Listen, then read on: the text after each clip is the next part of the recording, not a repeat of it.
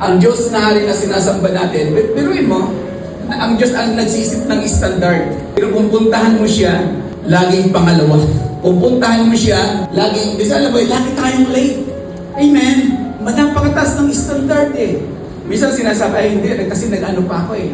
Nagsaing muna ako. Kasi aga ito, nag-ano ma, ay nako. Inilalagay na naman, isinasantabi na naman si Lord. Tayo lagi ang mag-a-adjust. Para masamba mo ng tama ang hari na nakaupo sa trono, ikaw, tayo ang mag-a-adjust sa standard niya. Amen? Kaya nga kung mayroon kang pupuntahan, kasi ang pupuntahan mo naman hindi yung tao kundi si Lord eh.